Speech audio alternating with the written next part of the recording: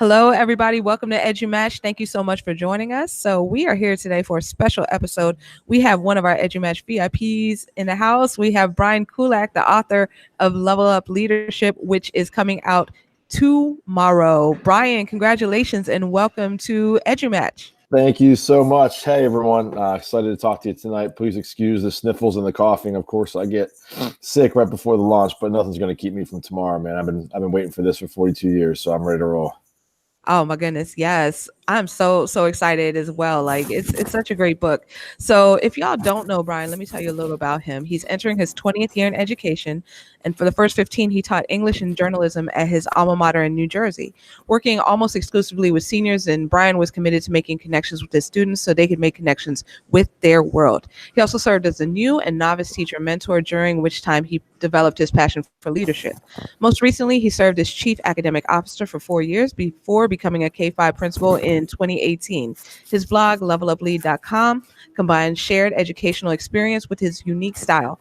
Blending self-effacing humor, pop culture, and storytelling, Brian challenges readers to see themselves and their leadership differently. His work has been featured in Edutopia, in Educational Viewpoints, and in Stories in EDU. Brian has also presented on teaching, learning, and leadership at conferences such as NJAMLE and NCTE CEL.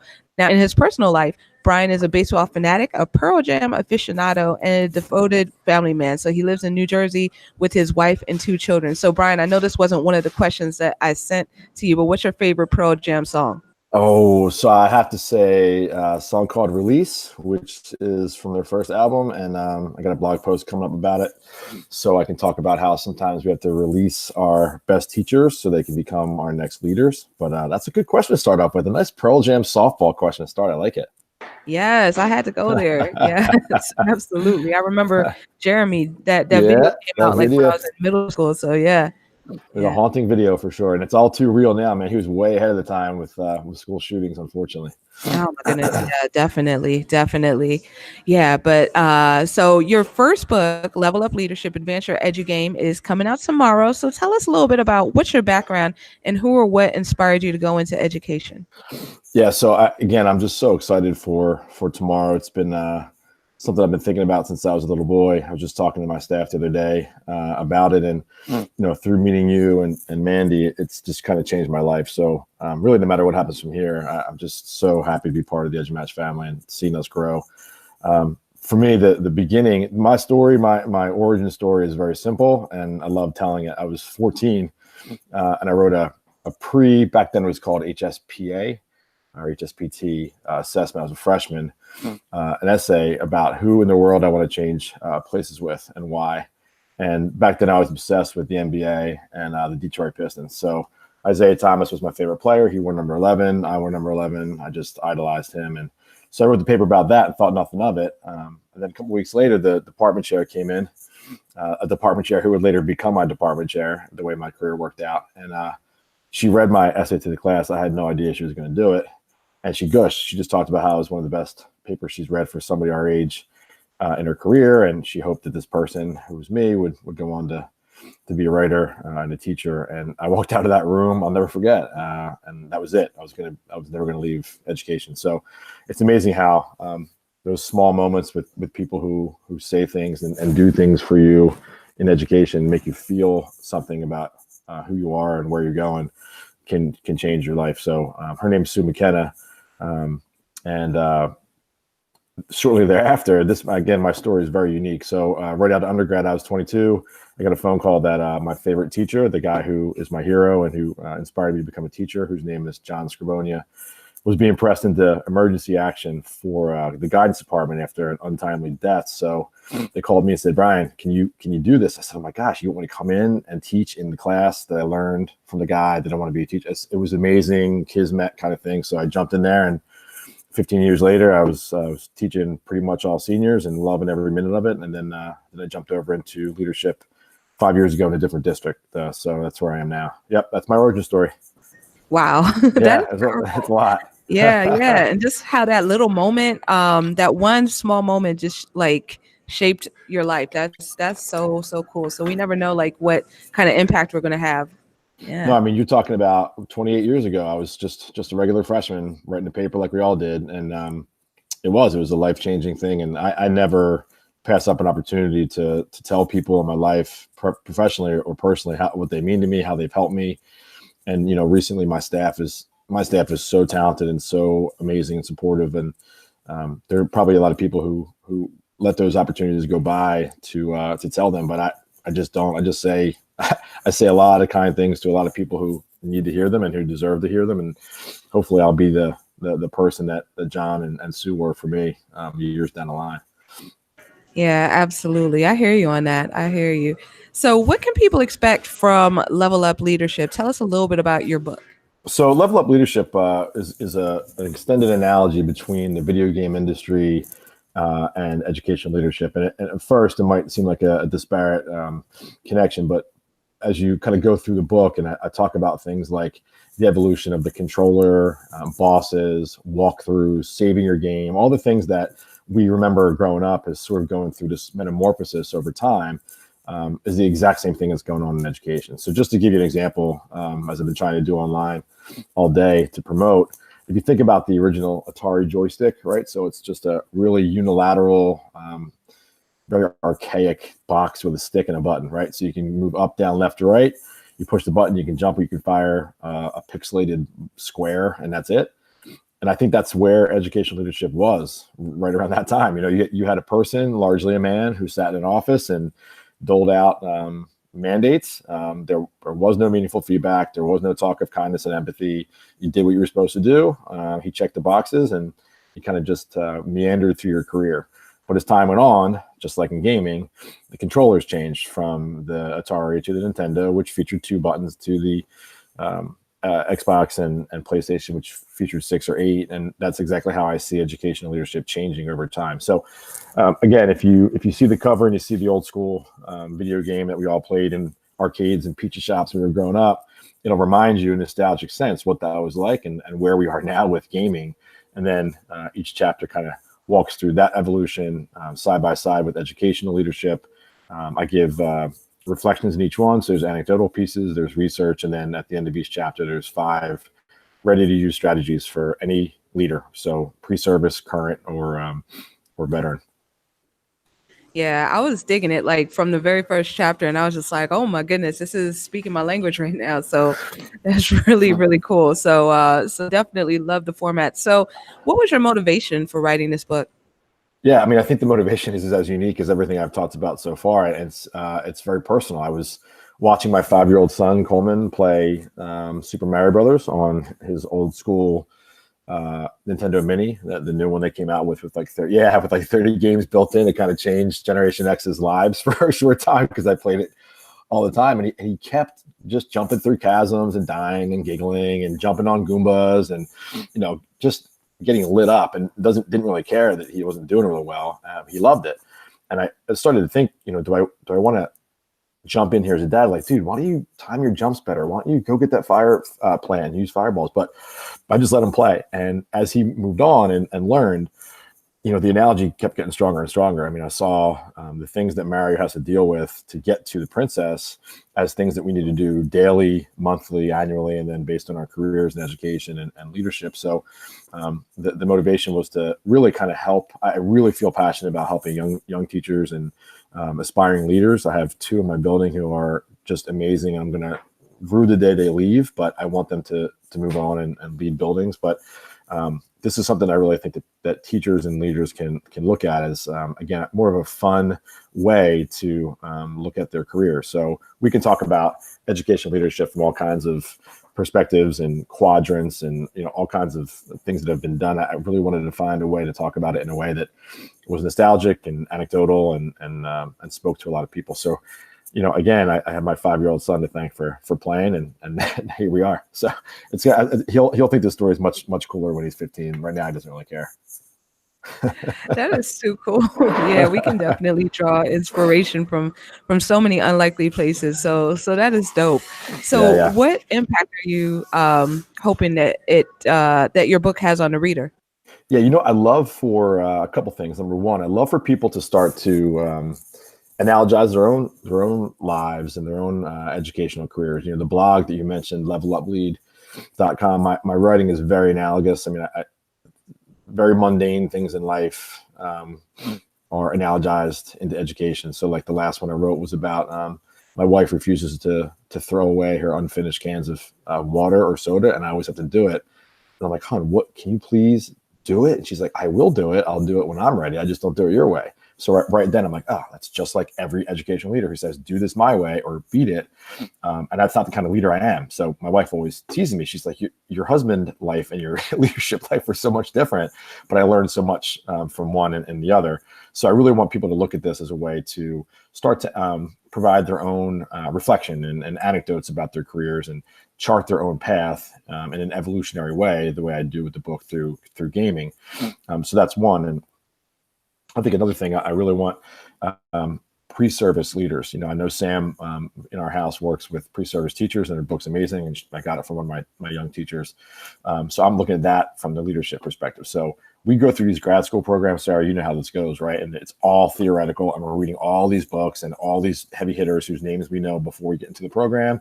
We write our papers and then we wipe our hands of it, but that's not really what it is. I mean, that's great foundational work, but I really want pre-service leaders to look at this as a way to jump into leadership with way more in their toolbox than the theoretical, because I give a lot of practical things from my first 5 years in education. A lot of it is really first person through these sort of pullaways called Gamers Journal. So I tell a lot of stories through them, a lot about relationships and how I built my leadership platform, which again is young. I'm only 5 years in, and there's people who know a lot more than me, but I'm really proud of the way that that my staff has come together with the first year principal. And I think writing the book, so I started writing the book in January. I think I got it to you in August, so that was 2 months into my principalship.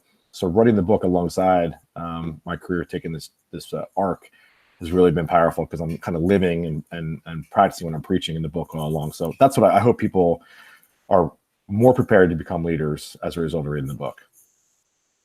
Yeah, that's really cool. And I love the way that you have presented it. It's like really engaging and interesting to read. So thanks. Yeah. I appreciate it. Yeah, definitely. Definitely. So tomorrow is a big launch day, or I should say it kicks off your launch. So tell us a little bit about what you have planned for the launch. Yeah, so we're going to do a 3-day launch to kind of accommodate as many people as possible. Tomorrow is going to be the prize will be the first person to get 25 retweets with the cover and tagging me and using Level Up Lead Book as the hashtag. We'll get a free book, and the free book will be signed. And I'm going to personalize my signings. I've never done this before, so I don't know what people do. But just like when I gave feedback to my kids, or writing thank you notes to my staff, I don't really believe in the form letter. So that'll be part of what I do. I think that's really important for just who I am and for the people that are reading the book. And on Tuesday on Twitter, we'll be doing another one where I ask people to tag 5 edu leaders with a picture of the book. I think this is a great way for all of us to really build our leader cachet. So I can talk about, we can use each other to reach out to each other down the line. So I think that's a really fun way to engage with people. And that'll be for a free Kindle copy. That is at noon on Tuesday, then 9 p.m. This is all Eastern time because I'm in New Jersey. 9 p.m. Eastern time on Tuesday. I'll do a real quick one-time only chat for folks who are considering the book or who just saw the cover, which is amazing, and want to learn more about it or want to talk about gaming or leadership. And that'll be it's going to be a teacher swag bag. I'm going to put together kind of a personalized bag based on the winner and send it out to them and put some fun level up stuff in there. So I think that's going to be fun for that winner. And then still on Twitter on Wednesday at 3 p.m. Eastern, just tweeting a proof of purchase of the book with the hashtag and tagging me will get you an EduMatch t-shirt. And then if you hop over to Facebook on Tuesday and Wednesday, Tuesday at noon Eastern time, we're going to ask you to share a favorite line or passage. You can do it book snap style like Tara Martin does, or you can just kind of put it as part of the Facebook message and a picture of the book, and you'll be entered for another free copy, paperback copy. And then Wednesday at 8 on Facebook, I'm going to ask you to take a look at the Gamers Journals, those insets I talked about, and share which one is your favorite. Maybe share your own anecdotal, experiential example of your leadership. And that person will win a free Kindle version. So all kinds of fun stuff for the next 3 days. I'll be glued to my laptop, looking forward to interacting with readers and seeing what kind of leaders are out there. That is awesome. That sounds like so much fun. So I can't wait for all of that to go down. Me So too. Yeah. yeah, yeah. So definitely.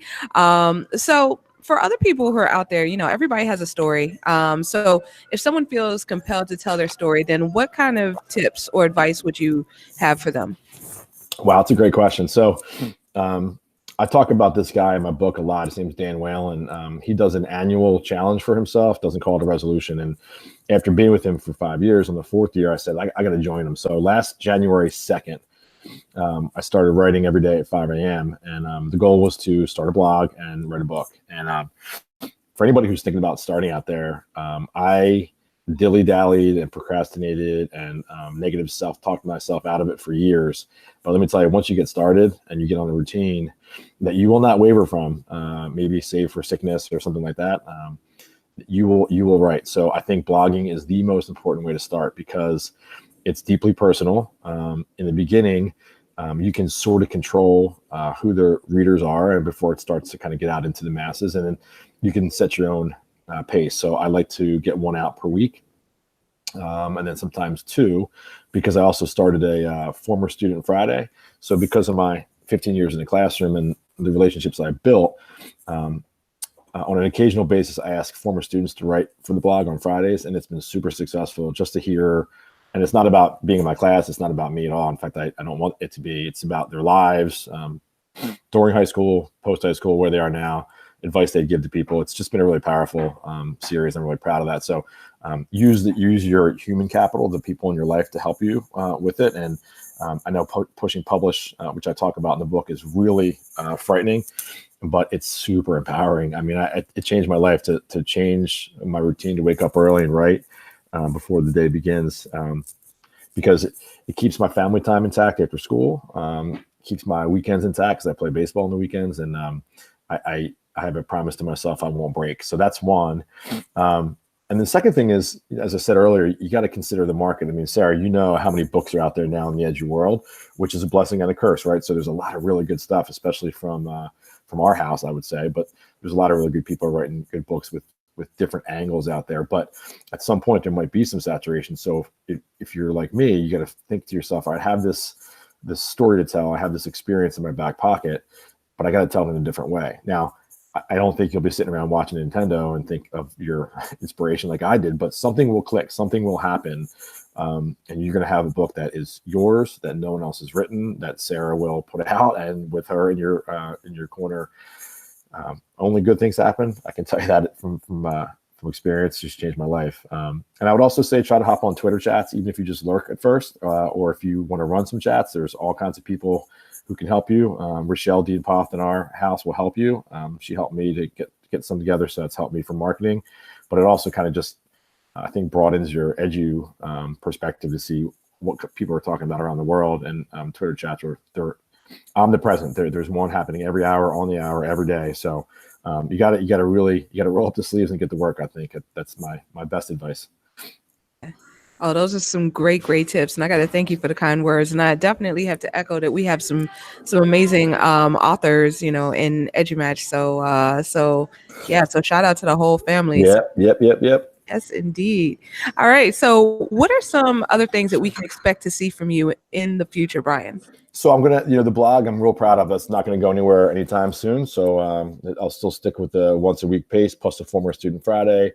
I'm gonna add a colleague corner. I have a bunch of colleagues who I'm trying to get to write or who just need a venue. So I'll open up the blog to them as an occasional series as well. So looking forward to that. And I hope some former students are listening because they know this has been in the making for a long time. So I started an activity long time ago, about year 2000, called the Hot Seat. The Hot Seat, I won't say too much about it because it's basically the book, but it changed my career. I think it changed the lives of a lot of kids in my class, and so many you're talking thousands of kids who sat in the hot seat. So the next book is called The Hot Seat, and it's going to be sort of twofold. One, it's going to be about the activity itself and what kids said when they were in the hot seat. So it is a public speaking activity. And then two, sort of again, an anecdotal way that those conversations changed my life, my teaching, and then eventually my leadership. I I brought it to my elementary school, so now I have fifth graders sitting in the hot seat once in a while, and it's so amazing to listen to how honest they are with the questions. So for all the former students who are out there waiting to read the hot seat book since about 2005, when I think I started writing it, it'll be along the way pretty soon through EduMatch. Cool. I am so here for that. I cannot wait. Cannot wait. So, Brian, tell us, how can people get in touch with you online? Yeah, so at bkulak11, BKULAK11 is probably the best way through Twitter. I'm on Facebook as well as Brian Kulak, Brian_Kulak on Instagram. leveluplied@gmail.com is my email, and then of course the blog leveluplied.com, where you can leave comments and just kind of read to check out my style. So any of those, I tend to be a little bit OCD with the little red notifications on my phone, so I get back to people pretty quick. And I already have connected with some people around the country who are scooping up the book and I want to talk about it. So I'm super excited for what tomorrow, Tuesday and Wednesday bring. And again, I know I said it before, and I don't think it can be overstated. Sarah, you're such an amazing person. We all know it, and we're all indebted to you. And I'm going to hold you to that meetup somewhere in DC, because I need to give you a big hug. Oh my gosh. Yes, so you are amazing. So it has truly been an honor to collaborate with you, and looking forward to more collaboration in the future. And I'm really looking forward to that meetup as well. So that's going to be awesome. So thank you so much for coming on, Brian. It was great to have you on here, and really excited about what tomorrow and the future will have to bring. Me too. Thanks so much, Sarah. Thanks, everyone. Oh, thank you. And thank you to everybody who is watching or who will watch in the future on Facebook, or who will listen through our podcast or catch the replay on YouTube. So just to let y'all know, on Wednesday, 7:45 p.m., we're going to be talking with Dr. Sheldon Akins about equity. And it's going to be a great show. So, the Bat Channel podcast.edumatch.org/tweet talk. And next Sunday at 6 p.m. Eastern Standard Time, we'll be talking with Dr. Sam Fesich about EduMagic. So sign up for panel podcast.edumatch.org/sign up. So that is it for me. So hopefully everybody has a great week, and we'll look forward to seeing you on Wednesday night. So everybody take it easy.